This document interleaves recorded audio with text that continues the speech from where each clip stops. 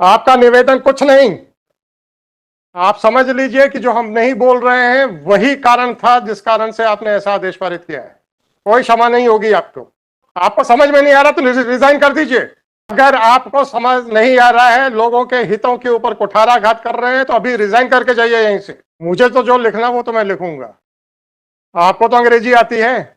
But in this case, my lord, yesterday your lordship has directed the collector Narbadapuram, additional collector Narbadapuram, whether they are present. My lord, two of them are present, my lord. And कौन we कौन are- आए हैं? तहसीलदार साहब आए हैं क्या? जी, आ जाइए।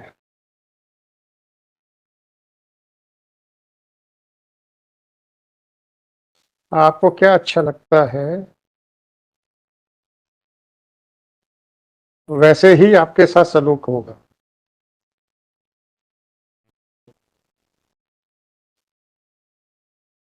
आप बोलती बंद मत करके खड़े होइएगा।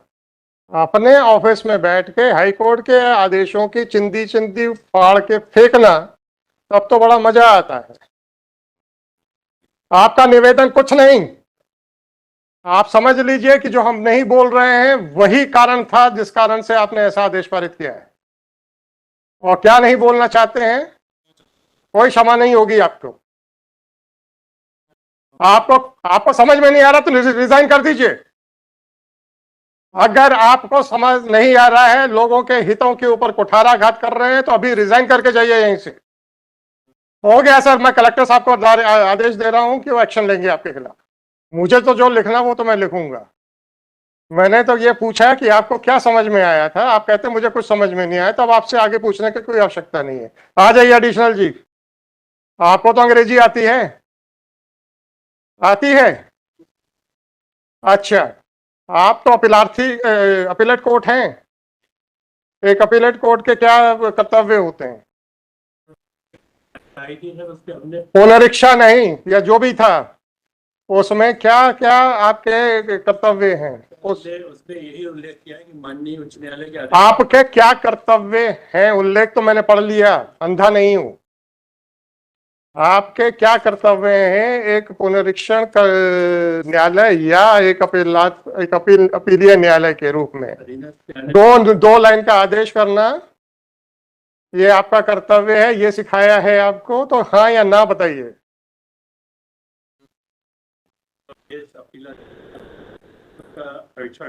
परीक्षण करके किस तरीके से उसका निर्धारण करना? अरे छोड़ो विधि विधि, आप लोगों को विधि कुछ नहीं मालूम।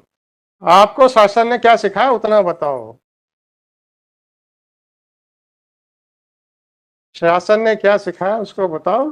सुप्रीम कोर्ट का तो खैर, अब आप लोगों को तो क्या मतलब है सर, आप लोग तो एलियन हैं इस देश के, जिसका सुप्रीम कोर्ट का तो कोई असर ही नहीं होता आप लोगों पे।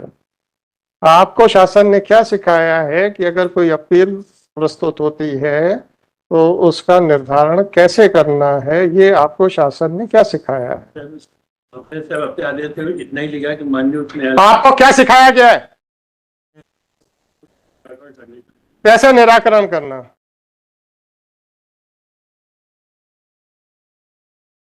कैसे निराकरण करना, बस ये पूछ रहा हूं। न्याय संगत क्या होता है उसका तात्पर्य बताएं। तथ्य है जो तर्क हैं और जो उसके विरोध में तर्क हैं उनका परीक्षण करना। परीक्षण करने का मतलब क्या होता है? स्वेच्छाधारिता होती है परीक्षण, क्या मतलब होता है बताइए।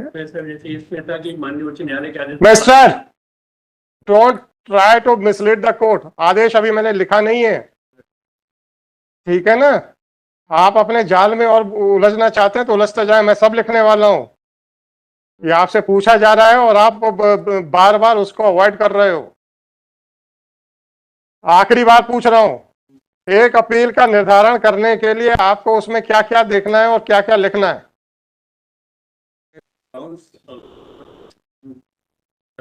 किए गए हैं, उसका परीक्षण परीक्षण का मतलब एक लाइन के विस्तार में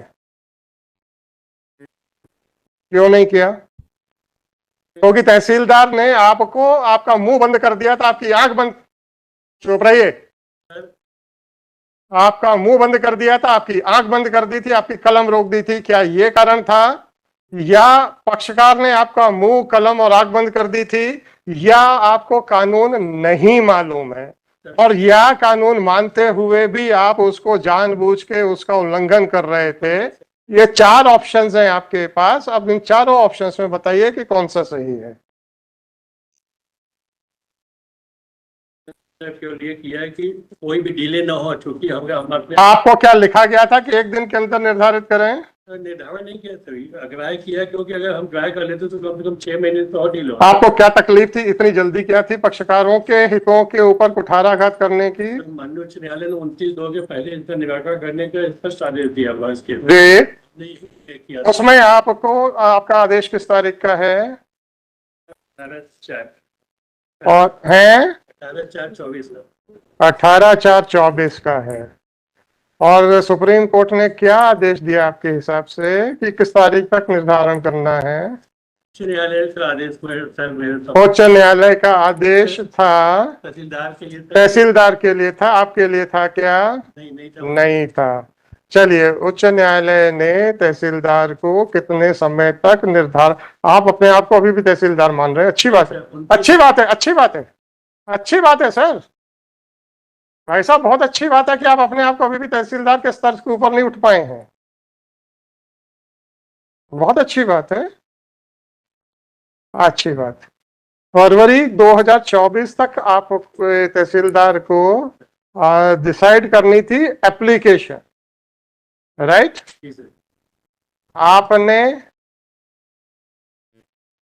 आपका आदेश किस तारीख का है? 18/4 का सर। 18/4 का। 24 है। अच्छा, और तहसीलदार का आदेश किस तारीख का है? 22/24 का सर। तहसीलदार ने तो फरवरी पे कर दिया था, सर अब आपके हिसाब से भी 1.5 महीना ऊपर हो चुका था, सर आपके हिसाब से भी 1.5 महीना ऊपर हो चुका था। मेरे यहाँ से याचिका 21/4 को आई थी। कोई बात नहीं, 21/4 को आपकी याचिका आई थी आपके पास, 18/4 को तो आपने खारिज कर दी, 21 को कहां से आ जाएगी? हैं? आपका तीसरा आदमी दिख नहीं रहा है अभी। एक मिनट, इनको पहले, इनकी तो लीपापोती देखें। 26/3 का है 26 दिन की आ गई थी, और आपको बहुत चिंता थी हाई कोर्ट के द्वारा तहसीलदार के लिए समय की जो सीमा निर्धारित की गई थी उसकी आपको बहुत चिंता थी, तो 26 दिन की फाइलिंग आपने 18/4 को ली। 18 और 4 दिन, 22 दिन के बाद आपने ली। ये घड़ियाली आंसू क्यों रो रहे हो? ये साहब, हम तो अभी भी तहसीलदार के स्तर से उठे नहीं हैं। हाँ हाँ, आपका तो ये कहना है ना, हम तो अभी भी तहसीलदार के स्तर से उठे नहीं हैं। जो आदेश तहसीलदार के लिए था वो मैंने अपने ऊपर भी बंधनकारी माना। तो 26 दिन की अपील रिवीजन जो भी है, रिवीजन आई, आपने 18/4 को ली, और 18/4 को 1 घंटा आदेश करने के बजाय 1 मिनट में कर दिया, ठीक है? और कुछ कहना है? अच्छा, मैंने आपको 4 ऑप्शंस दिए थे, आपके आंख, नाक, कान सब बंद किए गए थे, नहीं किए गए थे, तहसीलदार ने नहीं किए थे। अरे, मेरा पहला ऑप्शन था, क्या तहसीलदार के कहने पे किया आपने? सर। मेरा हाँ या ना, बस नहीं सर। हाँ या ना पहले बताए। नहीं, पक्षकार के कहने पे किया, नहीं कानून की अज्ञानता के करके किया, नहीं सर। और या फिर आपको लगा था कि साहब मुझे और या फिर आदेश समझ ना आने के कारण नहीं किया? सर, आदेश समझ में आया था केवल। बस हो गया, आपको आदेश समझ में आ गया था, शासन ने आपको बताया है कि विस्तार में आदर होना चाहिए, परंतु आपने ये सोचा कि हाईकोर्ट ने फरवरी 2024 के लिए तहसीलदार को आदेश दिया था, मैं 22 दिन से फाइल रख के बैठा हूं, मुझे आधा घंटा भी नहीं देना। चलिए ठीक, हाँ, कहाँ है आपका कलेक्टर? बैठ जाइए सर आप लोग, thank you. Now I will talk to your collector only. For that, my lord, I'm tendering an unconditional apology, my lord. For what, sir? what has happened, my lord, in Narmadapuram district, my lord, one huge Mela, namely Nagdwari Mela, is to be scheduled, my lord, in which, my lord, due to heavy rainfall and landslide, my lord, on 24th, my lord, even one government vehicle, Gypsy, has been क्या rolled दिखाइए from that दिखाइए area, my lord. दिखाइए क्या है नहीं, वो exemption application के साथ हाँ, नहीं आप बहुत बता दो ना क्या उसमें सर क्या हुआ कि अच्छा कलेक्टर साहब के आप जो वो दूत बन के आए हैं उसमें वाह वाह वाह वाह वेरी गुड क्या क्या क्या कागज लेके आए हैं आप दो ना नहीं सर, वो एडिशनल जी आप लिफाफा कुछ दिखा रहे हैं ना सर वो मैंने अरे आप दिखाइए तो दीजिए लिफाफा मेरे को ऊपर से वहां से फहराते हुए चले जा रहे हैं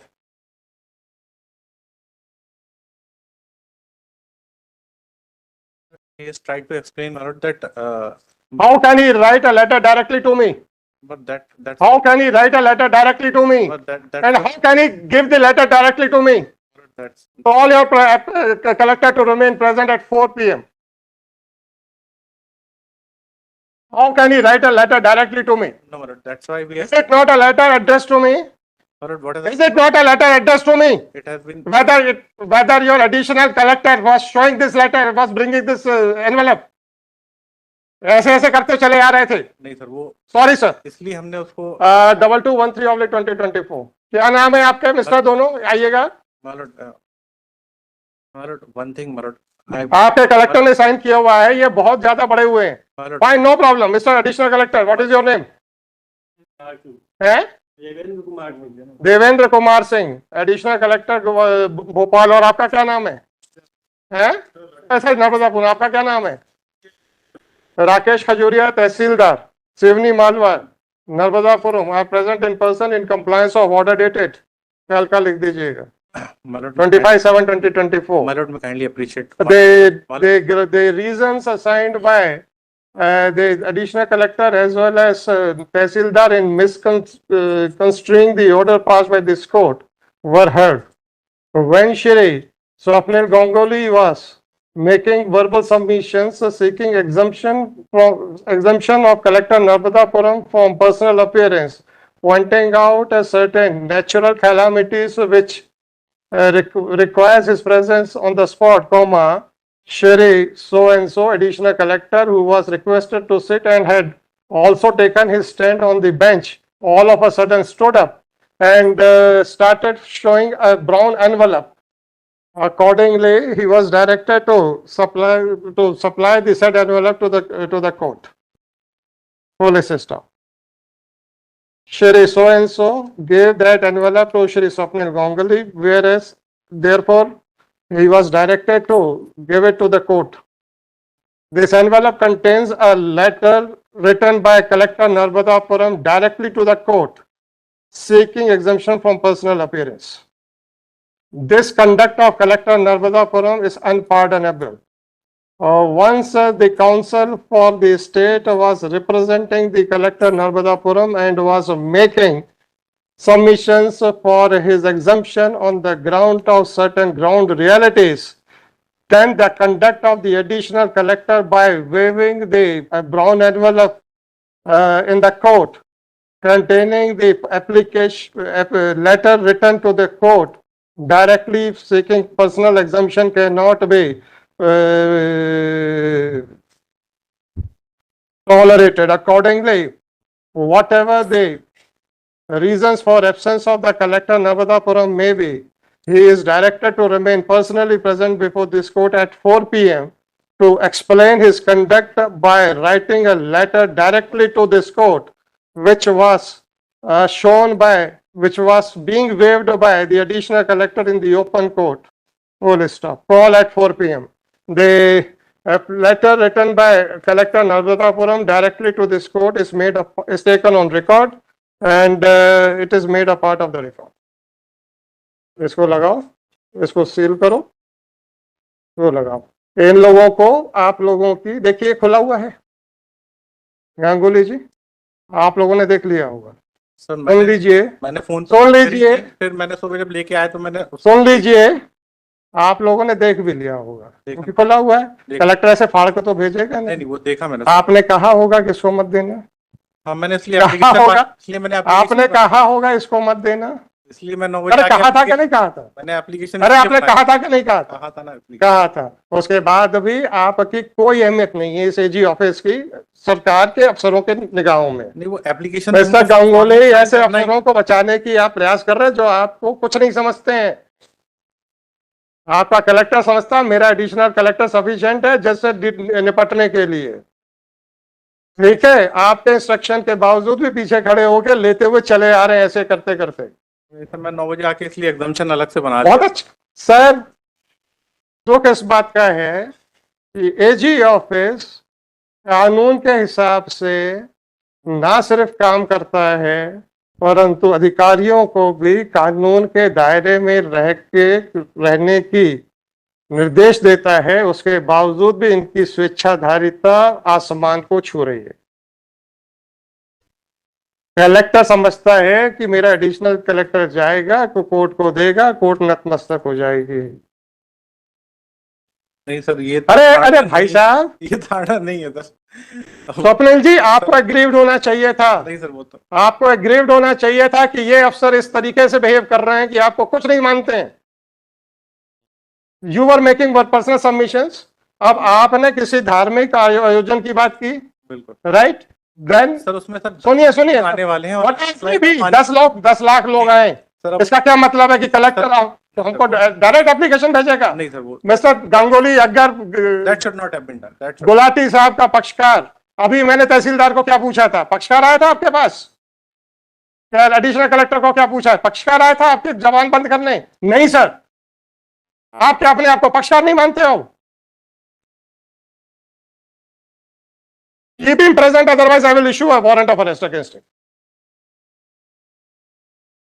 इसको टाइप कीजिए और अपलोड कर दीजिए। They so and so are directed to remain present at 4 PM. मजाक बना के रखा हुआ है इन लोगों ने।